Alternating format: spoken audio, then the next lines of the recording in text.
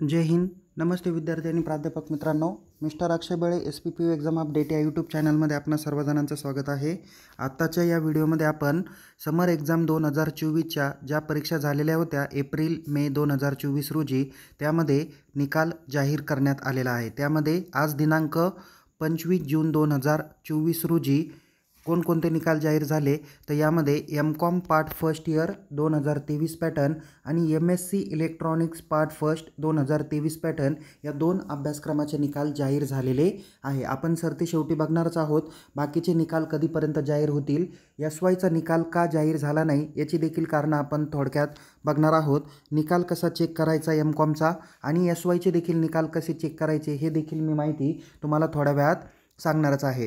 सगळ्यात अगोदर आपण बघूया MCOM पार्ट फर्स्ट इयर आणि MSc पार्ट फर्स्ट इयर यांचा निकाल आपण समजून घेणार आहोत. त्याचबरोबर विद्यार्थी मित्रांनो, तुम्हाला पुढच्या वर्गात प्रवेश भेटेल का, निकाल आपण समजून घेऊया. फेल म्हणजे नेमकी काय, फेल ATKT म्हणजे काय, SGPAवरून पर्सेंटेज कसे काढायचे, या सगळ्या बाबतीतली माहिती आपण या व्हिडिओमध्ये बघणार आहोत. त्यामुळे हा व्हिडिओ शेवटपर्यंत नक्की बघा.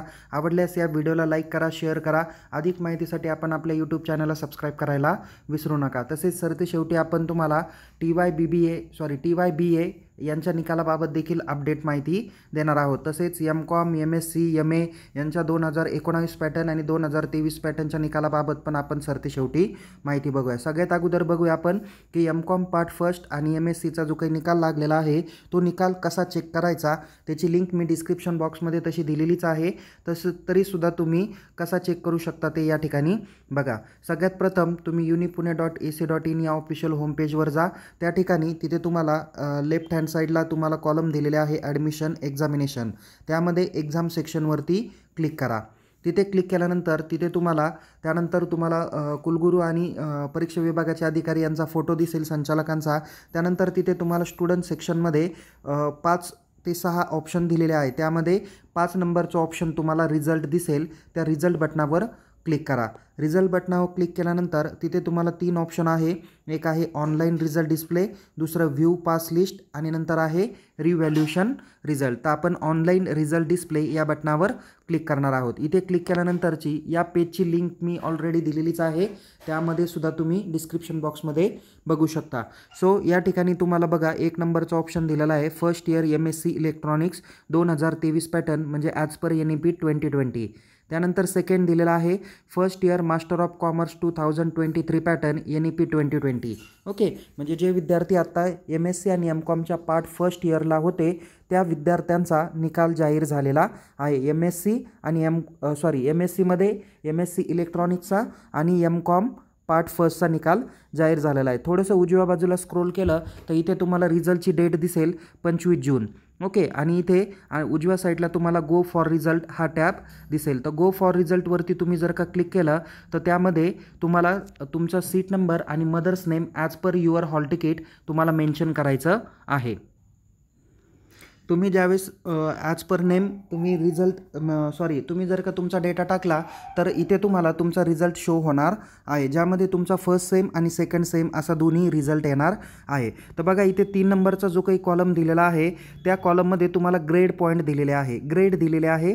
ओके, म्हणजे F grade, B grade, A B C D E F असे तुमचे ग्रेड हे दिलेले आहे. आता यामध्ये बघा ज्या विषयासमोर F ग्रेड असेल तर त्या विषयात एकतर तुम्ही इंटरनल किंवा प्रॅक्टिकल, किंवा शक्यतो प्रॅक्टिकल नसतातच, इंटरनल किंवा युनिव्हर्सिटी एक्झाममध्ये कुठेतरी तुम्हाला जे काही मिनिमम मार्क्स पाहिजे होते त्याच्यापेक्षा कमी मार्क्स तुम्हाला इथे पडलेले असतील, म्हणून त्या ठिकाणी तुम्हाला F आलेलं आहे. आता काही ठिकाणी इथे तुम्हाला डॉलरचं चिन्ह दिसेल. ओके, काही ठिकाणी डॉलरचं चिन्ह आहे, याचा अर्थ तुम्ही त्या विषयात काठावर पास झालेले आहात.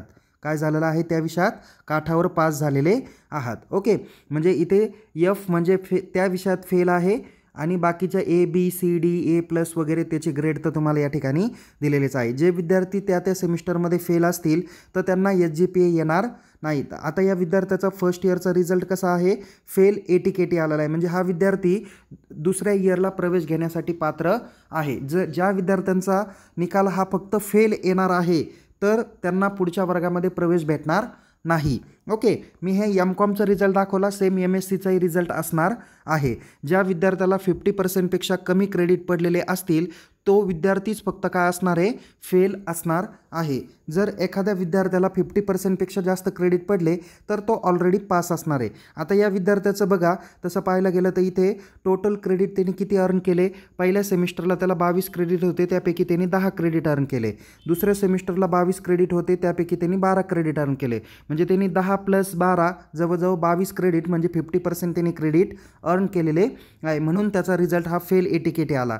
त्याला जर का 20 क्रेडिट जर का पडले असतील तर त्याचा निकाल कदाचित फेल येऊ शकतो. म्हणून शक्यतो तरी काय केलं पाहिजे की आपण सगळ्या विषयात जास्तीत जास्त कसे मार्क्स पडले पाहिजे त्याचा विचार करायला पाहिजे. आणि इथे शेवटी टोटल क्रेडिट दिलेले आहे 44 पैकी 22 क्रेडिट त्यांनी मिळवलेले आहे. ओके, आता हा जसा तुम्हाला फेल ATKTचा रिझल्ट आहे तसा हा तुम्हाला एक पासिंगचा रिझल्ट दाखवला. आता या स्टुडंट्सला बघा संपूर्ण B+A नंतर B+A काही 0 नाही आहे, ते O आहे. जसं इंट्रोडक्शन टू सायबर सिक्युरिटी म्हणून सब्जेक्ट आहे तर त्या सब्जेक्टला त्यांनी काय दाखवलेलं आहे, O क्रेडिट दाखवलेला आहे. त्याच्यानंतर A आहे, काही ठिकाणी O आहे, काही ठिकाणी B आहे, काही ठिकाणी B+ पण आहे आणि काही ठिकाणी 24 आणि हॅशटॅग दिला तर या विषयात सुद्धा ते काठावर पास झालेले आहे. किंवा मगाचा जो डॉलर सांगितलेला आहे तर त्यामध्ये ते काय झालेले आहे, कंडोज त्यांना देण्यात आलेला आहे आणि इथे काठावर देखील पास झालेले आहेत. तर ओके, सो या पद्धतीने तुम्हाला तुमचा निकाल हा बघता येईल. तर आता इथे बघा या स्टुडंटचे सगळे सेमिस्टरमधले विषय क्लिअर आहे म्हणून त्यांना फर्स्ट सेमिस्टरचे SGPA दाखवलेले आहे, सेकंड सेमिस्टरचे पण SGPA दाखवलेले आहे. तर SGPA वरून पर्सेंटेज कसे कॅल्क्युलेट करायचे याचा आपण एक व्हिडिओ बनवलेला आहे, त्याची लिंक पण डिस्क्रिप्शन बॉक्समध्ये दिलेली आहे. तर तुम्ही त्यावरून काय करू शकता, दोन्ही सेमिस्टरचे निकाल किती पर्सेंटेज पडले ते कॅल्क्युलेट तुम्ही करू शकता. ओके, तर तो ऑलरेडी मी 2019 पॅटर्नच्याच पद्धतीने केलेला होता. 23 पॅटर्नच्या याच्यात सुद्धा तुम्हाला त्याच पद्धतीचा फॉर्म्युला आहे तो तुम्ही यूज करू शकता. ठीक आहे, सो या पद्धतीने मी तुम्हाला सांगितले. आता आपण महत्त्वाच्या विषयाकडे येऊया, ते म्हणजे की बाकी अभ्यासक्रमाचे निकाल कधी जाहीर होतील. बघा विद्यार्थी मित्रांनो, 1 बाय 1 विद्यापीठाच्या परीक्षा विभागाकडे कॅप सेंटरचा डेटा गेलेला आहे आणि कॅप सेंटर त्याच्या पद्धतीने एंट्री करत आहे. थोडंसं निवडणुकी आणि बाकीच्या ह्या गोष्टी जसं शिक्षक आमदारांच्या निवडणूक आणि बाकीचं हे असल्याकारणामुळं थोडासा त्याला वेळ होत आहे. त्याच्यामुळं या आठवड्याच्या एंडपर्यंत सर्व निकाल जाहीर होतील. ओके, सो SYचे निकाल का जाहीर झालेले नाही तर ऑलरेडी कॅप सेंटरचा डेटा आलेला नव्हता काही, म्हणून ते संपूर्ण रिझल्ट हे जाहीर झाले नाही. जसं SY BBA IBचा निकाल किंवा त्यांचे विद्यार्थी ऑलरेडी कमी असतात म्हणून त्यांचा निकाल हा जाहीर झालेला आहे. तसेच 1 बाय 1 तुम्ही जर का इथे नोटीस केलं, जसं तुम्ही पुणे विद्यापीठाच्या इथे गेलात तर इथे जसं तुम्हाला 1 बाय 1 लिंक दिसून येतील तर इथे जसं तुम्ही लिंक चेक करताल, जसं 1 जूनची लिंक तुम्ही जर का चेक करताल तर तिथं BCOMची लिंक आहे. तर याच TYच्या BCOMच्या लिंकवरतून तुमचा SYचा पण निकाल दिसणार आहे. तर तुम्ही त्या लिंकमध्ये जाऊन तुम्ही तुमचा डेटा टाकायला पाहिजे आणि त्याच्यात जर का आलं की प्लीज एंटर व्हॅलिड डेटा और कॉन्टॅक्ट टू कॉलेज तर याचा अर्थ आपले मार्क अद्याप एंट्री केलेले नाही. तुम्ही रोज सकाळ दुपार संध्याकाळ तो चेक करण्याचं काम करत जा. जसे जसे निकाल जाहीर होतील तसे तसे त्याच लिंकवर जाहीर होतील आणि तुम्हाला निकालाची डेट ही तीच असणार आहे. ओके, त्याच्यामुळं तुम्ही या लिस्टमध्ये तुमचा जो काही अभ्यासक्रम आहे, जसं BSc असेल, BSc कम्प्युटर सायन्स असेल तर त्या लिंकवर जा, तिथे तुमचा सीट नंबर आणि मदर्स नेम टाका आणि त्या पद्धतीने तुम्ही तुमचा रिझल्ट चेक करू शकता. याच्यामध्ये प्रत्येक विद्यार्थी म्हणतो सर की याचा निकाल कधी लागेल, त्याचा निकाल कधी लागेल. बेटा ऑलरेडी आता मी ज्या कॅप सेंटरकडे होतो त्या कॅप सेंटरचा डेटा आम्ही 4 किंवा 5 जूनलाच दिलेला आहे. ओके, त्याच्यामुळं आमच्या सेंटरचा डेटा ऑलरेडी तिथे गेलेला आहे. पण बाकी सेंटरचा डेटा जोपर्यंत सगळ्यांचा येत नाही तोपर्यंत विद्यापीठ तो निकाल जाहीर करणार नाही. असं असेल सपोज 10 सेंटर आहे आणि 10 सेंटरपैकी 8 किंवा 9चे आले आणि एकाचे राहिलेले असेल तर ते कदाचित जाहीर करतील. बट 10 पैकी फक्त 1 आणि 2 सेंटरचा जर का डेटा आलेला असेल तर ते शक्यतो निकाल जाहीर करणार नाही, थोडासा वेळ लागू शकतो. ओके, त्यामुळे विद्यार्थी मित्रांनो काही काळजी करू नका, लवकरात लवकर निकाल जाहीर होते. काही विद्यार्थ्यांना तर इतकी घाई झालेली असते की लगेच निकाल पाहिजे, परीक्षा झाली का लगेच त्याचपासून विचारणं सुरू होते, सर निकाल कधी जाहीर होईल, निकाल कधी जाहीर होईल. अरे थोडासा जरा वेट करा, काम चालू असतं, टेक्निकल्स काही प्रॉब्लेम्स असतात. ओके, त्यामुळे थोडासा निकाल जाहीर होण्यासाठी उशीर होत आहे. बघा विद्यार्थी मित्रांनो, आता TYBAचा ज्यावेळेस निकाल जाहीर होईल त्याचबरोबर SYBAचा पण निकाल काय होणार आहे, जाहीर होणार आहे. त्याच्यामुळं थोडासा वेट करा.